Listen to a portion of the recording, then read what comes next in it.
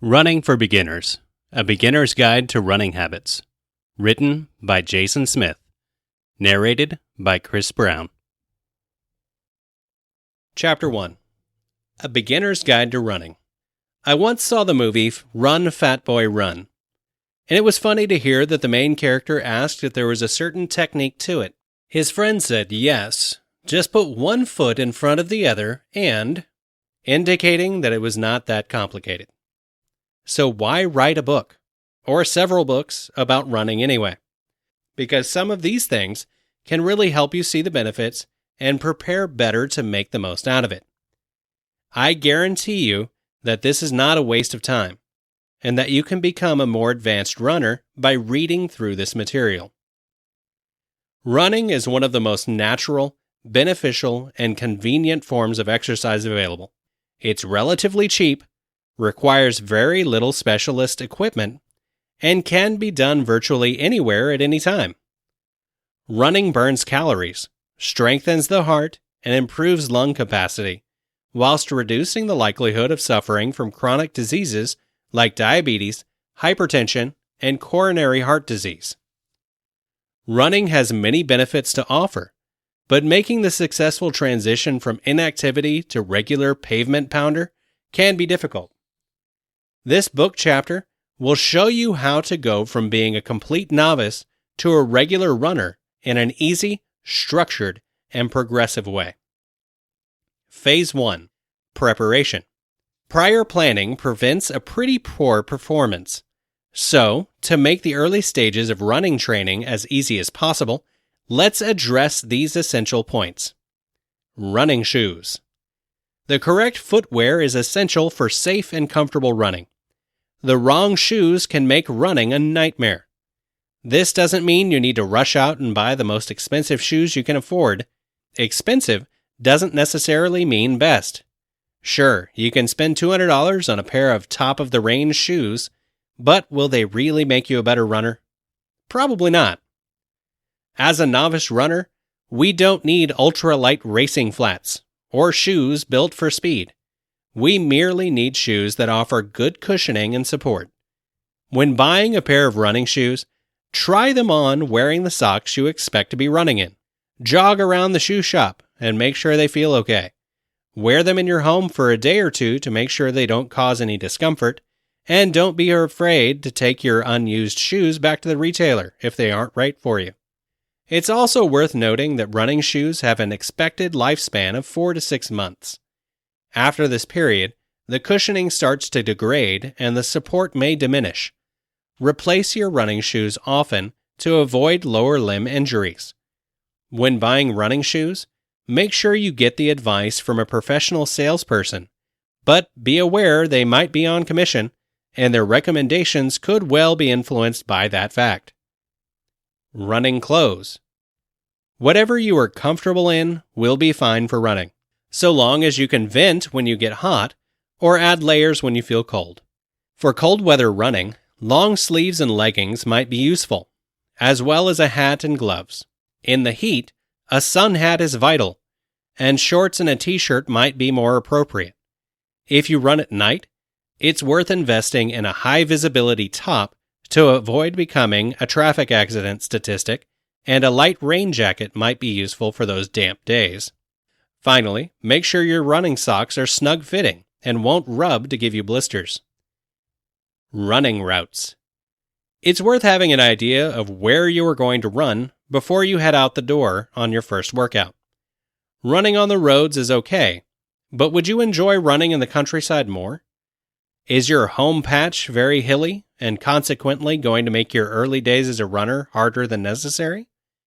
Is your running route relatively free of traffic? Well lit at night? Avoids passing through an unsafe area? We want to make your initial foray into running as easy as possible by eliminating as many potential hazards as possible. Seek out places that will be a pleasure to run in, not the ones that make you dread starting. Added extras. If you are the sort of person who really likes to buy other odds and ends to enhance your exercise experience, The following might be useful, but are by no means essential. A heart rate monitor to measure how hard you are working. A watch with a timer to measure the duration of your workouts. An ordinary watch will suffice. A GPS to measure how far you have run. An MP3 player to entertain you while you exercise. A camel bag. A drinking system worn on your back, ideally suited for people who want to keep their hands free while exercising. There are plenty of other running-related products on the market, many of which are touted as essential, but remember, some of the world's best runners come from the most impoverished countries and often run barefoot. So don't feel you have to buy every running product available to be a good runner. Here are some recommended running products. If you have the ebook version, you can just click on the links and maybe keep shopping if you don't like the ones I picked. Waterproof running belt. Running socks for men. Running socks for women. Flask for running. Camelback bottle. Water-resistant phone armband. Running belt waist pack. Bluetooth running earbuds. Sports bra type 1, 2, or 3. Knee strap. Knee brace. Compressive sleeve shin splints support. Men's shorts type 1, sexy, or type 2, loose. Women's shorts type 1, sexy, or type 2, loose. Reflective vest for jogging at night. LED running armband. Women's ponytail headband. Women's ponytail cap. Hydration backpack. Knuckle lights for night running. Running gloves. Running shoes for men, type 1 or 2. Running shoes for women, type 1 or 2. As you can see, there are a crazy number of items that you can add to your running gear. How far you want to go with this is up to you. It will depend on the climate, your current physique, gender, and other factors, what will be the most important and interesting to you. Phase 2. Setting a schedule. It has been suggested that performing aerobic exercise 3 times a week for a duration of not less than 20 minutes often helps make improvements in aerobic fitness. It's advised, where possible, that these workouts are performed on non-sequential days, e.g., Monday, Wednesday, and Friday. Before we even take our first running step, it's a good idea to plan when we are going to run. Certainly, we need to meet the minimum requirements set down if we are expecting to gain benefits from this exercise. Look at your schedule and make 3 running appointments per week so you know when you are supposed to work out. Treat these like any other appointment, just like a meeting with a work colleague. Do your very best not to break them, and soon you'll be on the way to making exercise a lifelong habit. Avoid overcommitting yourself in the early stages of your new running endeavor. Stick with the 3 sessions of 20 minutes a week initially. This way, you are less likely to miss a session. Whereas, even with the best will in the world, those 6 sessions of 45 minutes you planned out will fall apart and your dreams of becoming a runner will be over before they have begun. Once you have established the schedule and feel comfortable with it, you can then add to it. Phase 3. Let's get started. Running for 20 minutes can be a daunting task for a novice runner, whose last experience of running was doing laps on a football field in the rain while at school. Because of this, we are going to break down our 20-minute minimum sessions into running and walking. Our aim over the next few weeks is to run more and walk less, until we reach a 20-minute total of running time with no walking. Once we can run for 20 minutes in a single session, we'll start to increase the length of our runs, run faster, or more often. We'll cover running progressions in a moment. Warming up. Before we head out the door and start hitting the pavement, we're going to spend a few minutes getting our bodies ready for the exercise to follow. Chances are your body is about to go from a dead stop, having been sat in a car or at a desk, or even laid in a bed for an extended period, to exercising. So we need to make the transition from non-exercising to exercising gradual.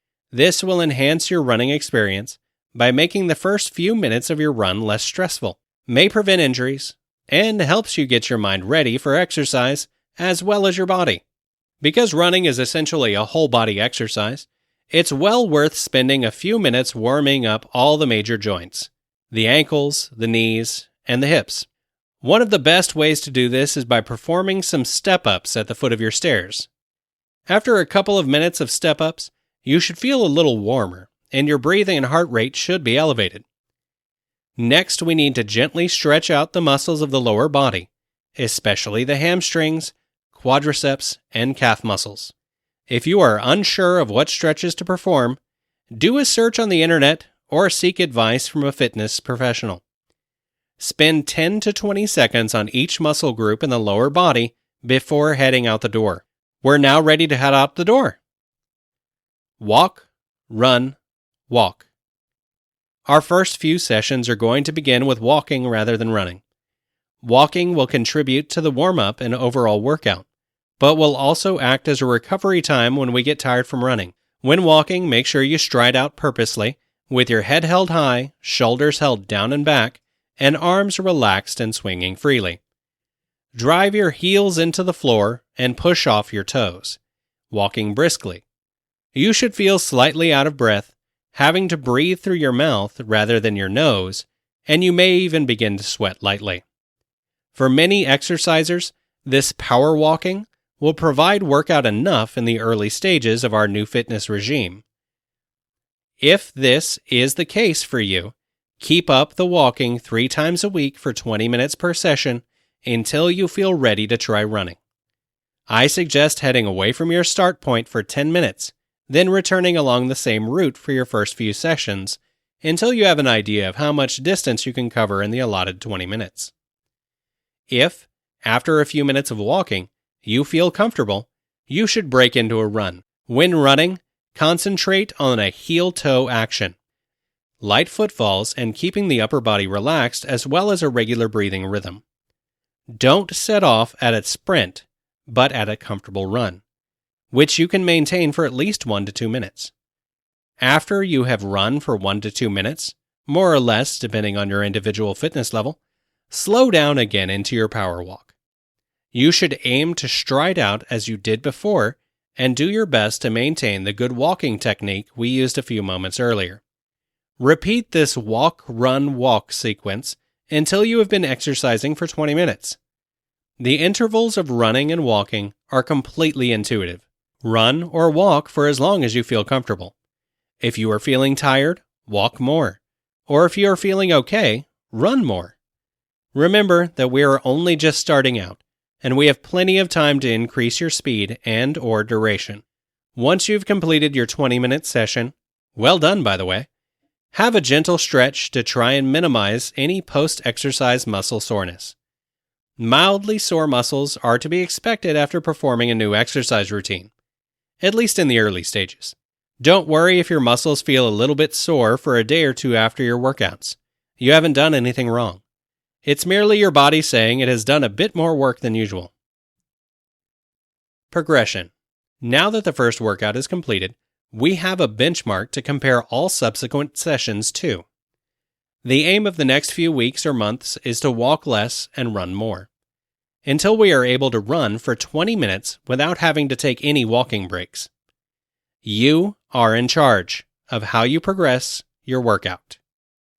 You can use a stopwatch and time your run-walk intervals and add a few seconds of running while walking a few seconds less. Or you can use lampposts as indicators of distance traveled. It's really up to you. However you decide to monitor your progress, it is essential that you regularly increase the time spent running and minimize the time spent walking, working towards our initial goal of running for 20 minutes straight. Once you are able to complete 20 minutes of running without having to take a walking break, stay at this level of activity for 1 to 2 weeks and really get used to performing that amount of exercise.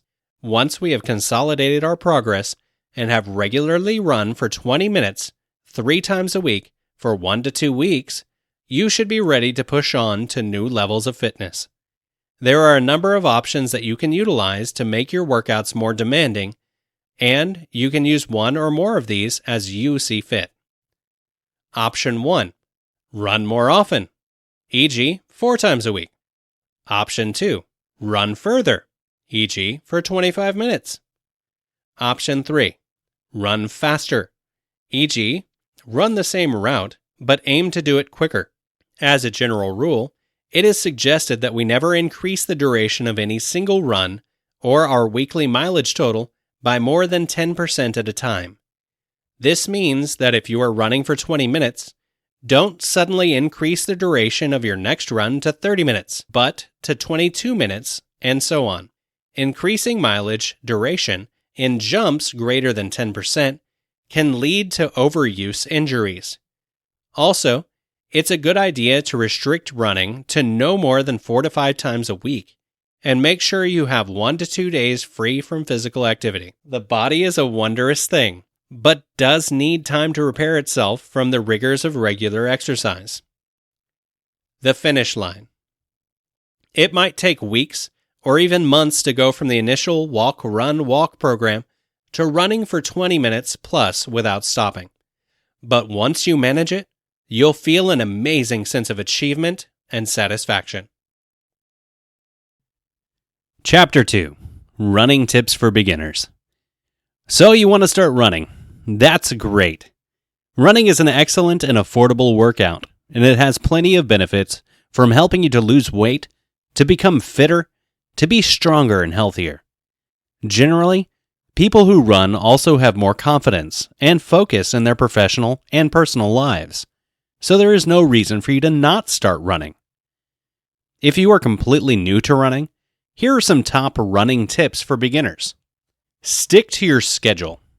Most beginners will find it difficult at first to stick to their training schedule. They will feel out of breath and exhausted. But the more you run, the more improvement you will feel with each passing week. We always suggest beginners to begin with a run-walk pattern during their first days of training. For example, beginners can begin with 4 minutes of running, followed by 2 minutes of walking, and then redo the same pattern over and over again until they reach 30 minutes. Gradually, you can cut down the walking period until you are able to run all the way within 30 minutes. Log your miles. Logging your miles is very important. This will allow you to track your progress. Without recording your progress, you will eventually lose your motivation. Today's technology offers a multitude of platforms that you can use to log your miles. Various different running apps today can assist you in measuring your distance, pace, and the number of calories you burn during your workout. When you have reached your first goal, say you're able to run 1 kilometer or mile under 5 or 10 minutes, then you can set out a new goal to continuously improve yourself as a runner. Participate in a running club. Joining a running club is a great way to keep you motivated.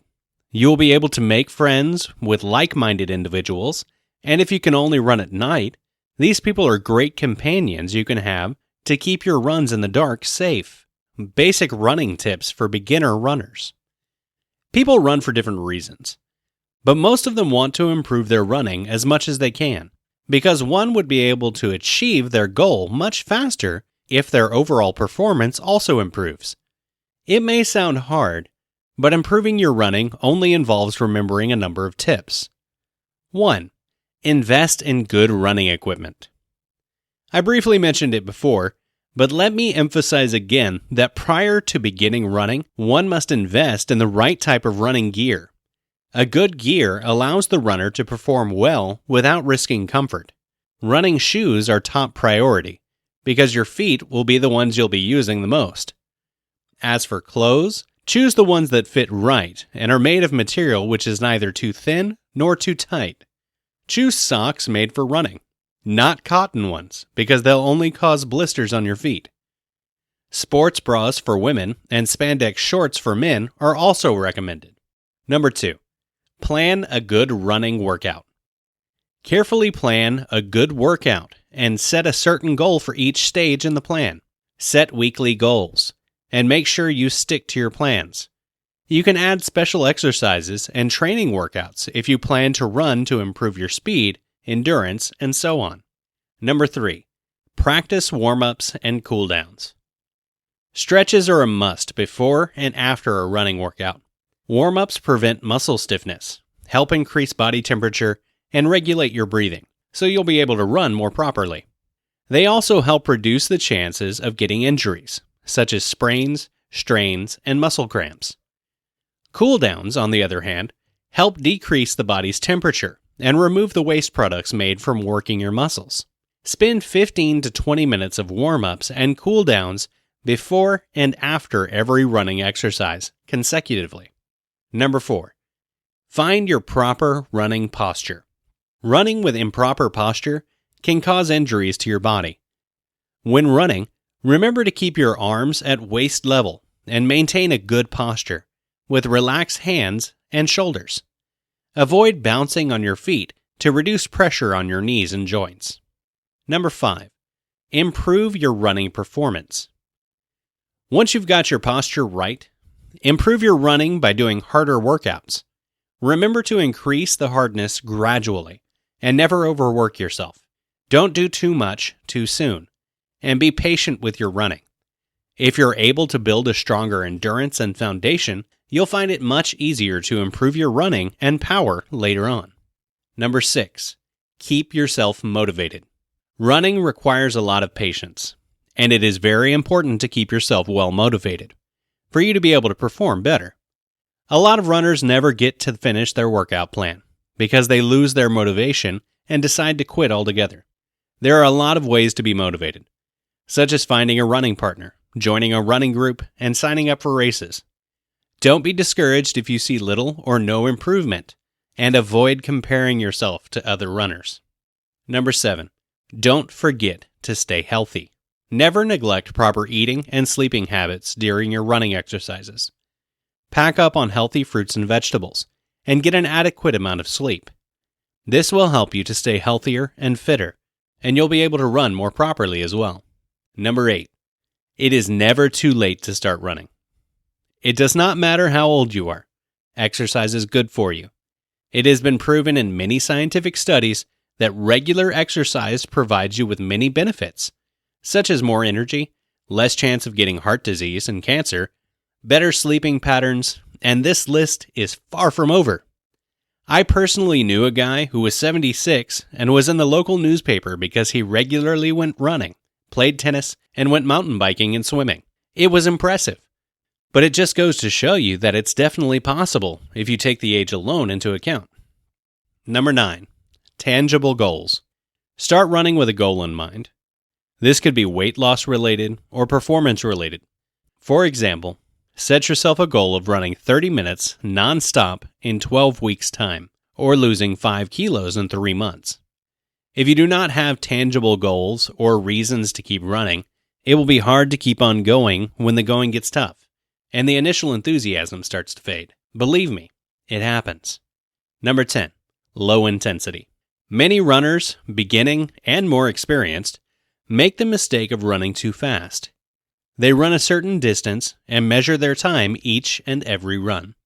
And they need to beat that time every time. This is not necessarily the smartest strategy. For starters, faster running is much more strenuous on your body, and, therefore, you are much more likely to get injured. Another reason is that, strangely enough, slower running will help you get faster, much faster, than faster running does. Okay, read that sentence again and let it sink in. Easy running, the pace at which you are able to hold a conversation, should be the core of your running training. It will help you go longer and further over time, will help you build your cardiovascular system, and it will help make you really strong. Once you have built up that strong base, you can go faster over shorter distances as well. Running tips. Items needed by beginner runners. Running is one of the easiest sports to get started with, and it's one of the least expensive ways to exercise. You don't have to join an expensive gym. You don't need a lot of fancy, high-priced equipment. You just need a few essentials. The first thing that you need, and the most important piece of equipment that runners have, is a good pair of shoes. We already talked about this. A good pair of running socks is also important. You don't want to run in just a pair of cotton socks. They will get wet from sweat as you run, and will stay wet. This can result in blisters. So, when you purchase your shoes, make sure that you also get some good socks made for runners. Runners need to have some sort of watch. In the beginning, it doesn't need to be anything too fancy. All you need is a watch with a chronograph so that you can measure the time that you spend on your run. Female runners need to have a good running bra. Make sure that you get one with good support for your chest size. Also, as with running socks, make sure that you're wearing a running bra that is made with runner-friendly fabrics. You don't want your breasts to bounce into your face. It's an uncomfortable feeling, or so I've heard from many complaining women. It's so easy to get started with running. However, with the right items, it can be much more enjoyable and can keep you out on the roads for a long time. Running tips. Signs that you're overtraining. And training is important to your ongoing success as a runner. However, just like with anything, too much of a good thing can actually be bad for you. Some runners take running to an extreme and never back off, or they try to do too much too soon. Here are some ways to tell if you are overtraining. A good way to tell if you're overtraining is that you're feeling sluggish during all of your runs. Now, it's normal to feel tired after a long run or a speed workout. However, if you keep feeling tired and not running at the level you normally do, you could be overtraining. You need to give your body a day or two to rest, or easy runs after a hard workout to recover. Another couple of symptoms of overtraining have to do with your eating and sleeping habits. If your appetite has decreased and you just don't feel like eating like normal, it could be from overtraining. Also, if you are not sleeping, it could be a sign. Your body needs sleep to help recover from hard workouts. If you are working out too much, your body may not want to shut down and get the sleep and rest that you need. For women, a sign of working out too much is irregular periods or missing them completely. Excessive workouts can cause this to happen, and it is not good for your body. If you are overtraining, you may find that you are more susceptible to colds and other viruses. Your body is worn down and is not getting the adequate nutrition and rest that it needs. Runners love to run, but you need to make sure that you're giving yourself the adequate time to recover between runs. Also, make sure that you don't increase your mileage too quickly, or start running too fast too soon. These tips can keep you running healthily for many years. Chapter 3. Benefits of running to lose weight. Running is considered to be one of the best activities for fat burning and the key to losing weight fast. 60% of runners start running to lose weight and take advantage of all the benefits that running brings: health and physical and mental well-being. To begin running, take a look at the basics. It helps tone muscles. It improves your body shape and appearance. It brings great benefits to the cardiovascular system. It helps you lose your weight fast and reduces the likelihood of developing serious health problems. The benefits of running for our general well-being are well known. Whether in a gym or outdoors, running can be a good way to keep your body fit. The benefits and advantages of running to our body are both physical and mental. Some of these benefits are listed below. It is one of the simplest ways to burn excess body fat. Fitness instructors around the world place great emphasis on smooth and steady run. This not only works for people who want to lose weight, but also for those who want to keep fit. Achieving flat stomach and abs. The best exercise for the stomach is free, easy, and does not require any equipment. It is simply walking or jogging. If your abdomen has a little extra fat, it is probably true that your whole body is a little overweight. The fat is distributed to all the muscles of the body, but builds up in certain areas, like your belly. Your body cannot eliminate fat in only one area, which is why to reduce your abdominal area, you have to burn fat throughout the body. Just train the muscles that are below the fat. So burning calories should be your main goal to start exercising, and you can later focus on toning down the area. Cardiovascular exercises are proven to be the best way to lose weight and running is one of the simplest and most efficient. If you do not have the stamina to run, start by walking briskly or jogging, and go at your own pace. Do not despair and slowly improve your fitness. This will also increase your metabolism and make you burn more calories. In general, the advantages of running to lose weight fast are higher for those that are overweight. The effectiveness and the performance of running to lose weight fast should be valid for those who run every day of the week, or at least 5 days a week. Moderate exercise does not provide benefits for losing weight as fast as simply running regularly. Chapter 4. Running Tips. How to breathe properly. Whether you run competitively, for fun, or as a way to get exercise, you will soon discover the challenge of conditioning yourself properly for this activity. It is no simple task. Running regularly, while extremely good for you, can also place a lot of strain on your body. If you want to take care of yourself and get the most out of your workout, then you must invest the time to develop a proper technique. Of course, there are numerous things you can do to get yourself conditioned for running. One of the best ways to become a stronger runner is with a method most would never consider.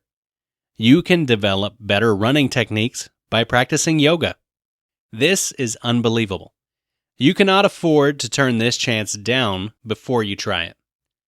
Yoga can benefit your running posture in several ways. In particular, it helps you be physically stronger, increases your flexibility, corrects your stride posture, and teaches you to breathe properly. Pretty much every area of your body can benefit from a series of yoga poses as part of your daily workout. The most important results for runners are strengthening of the arms, calves, and body core.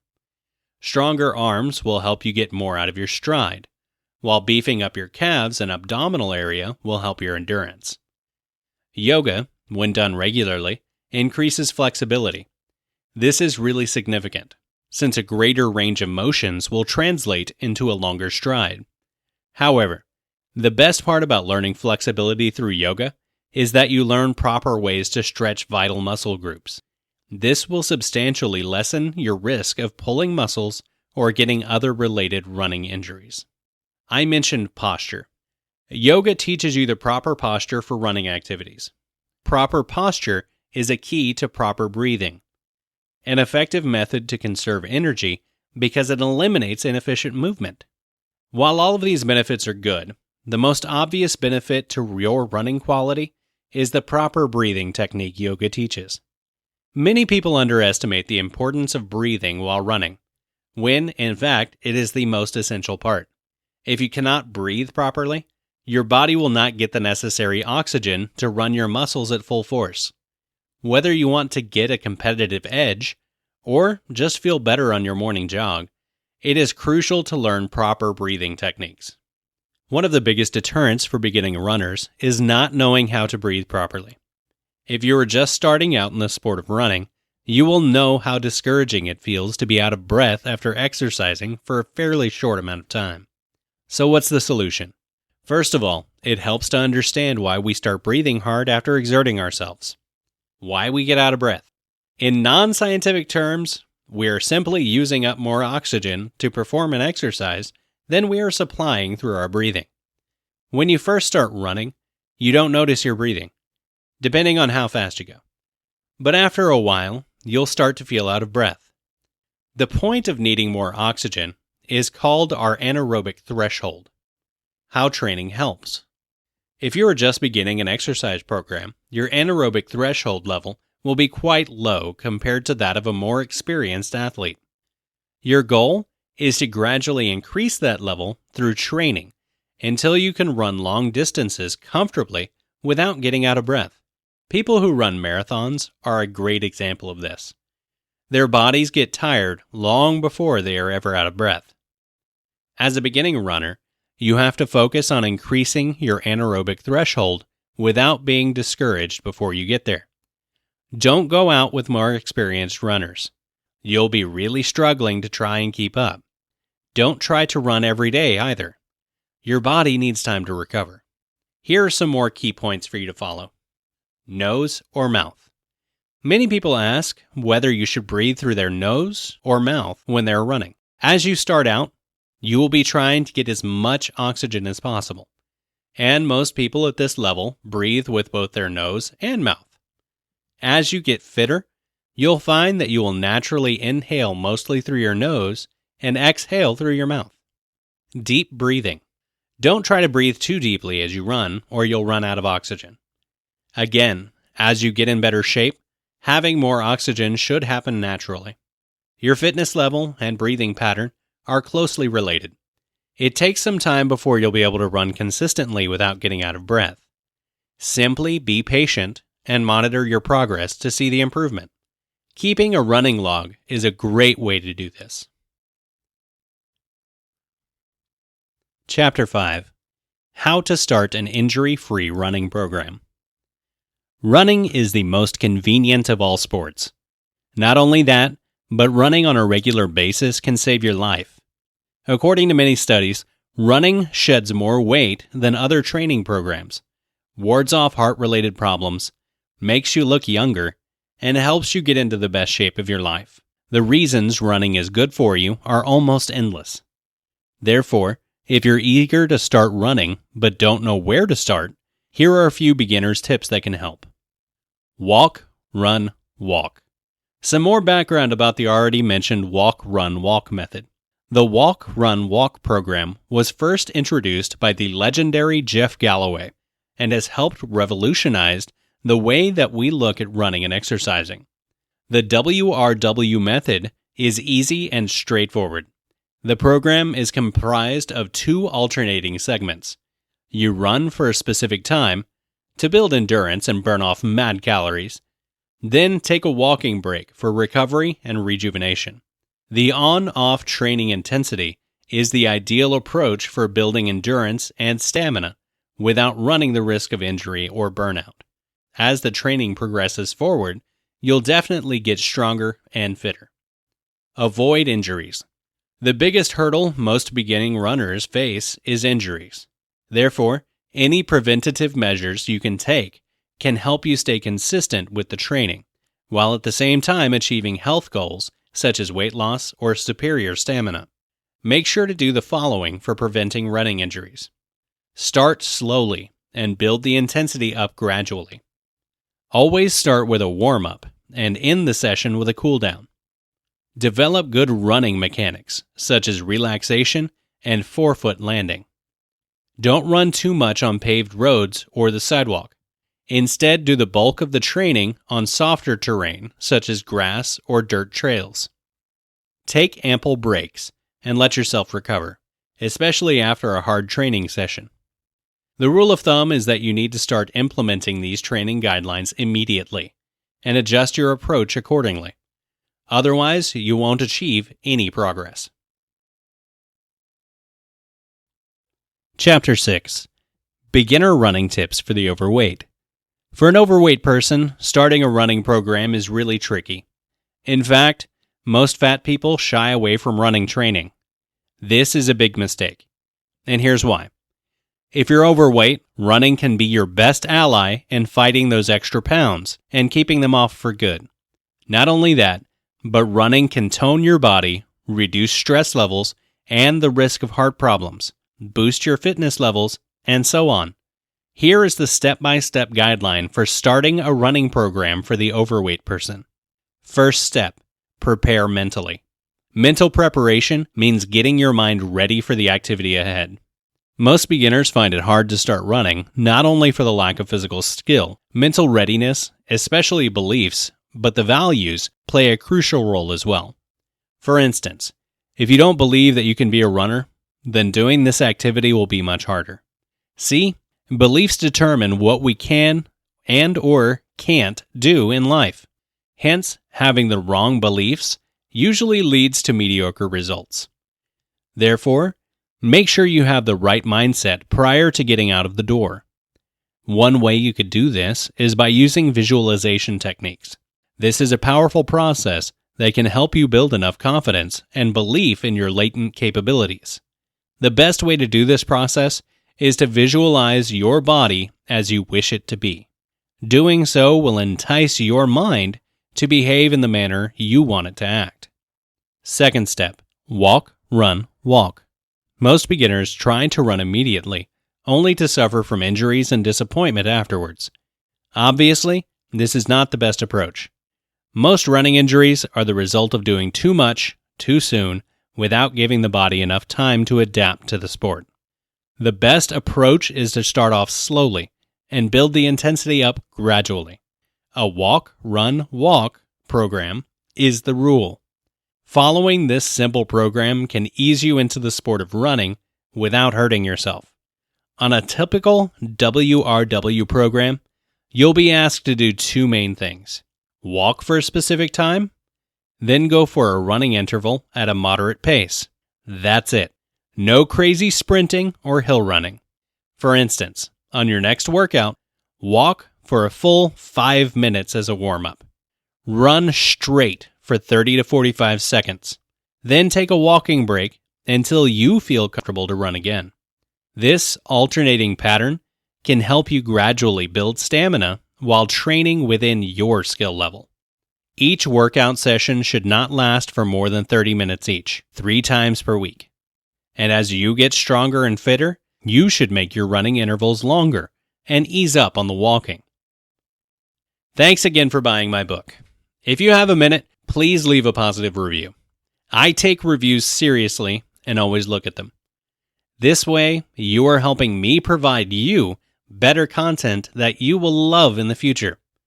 A review doesn't have to be long, just 1 or 2 sentences and a number of stars you find appropriate. Hopefully 5, of course. Also, if I think your review is useful, I will mark it as helpful.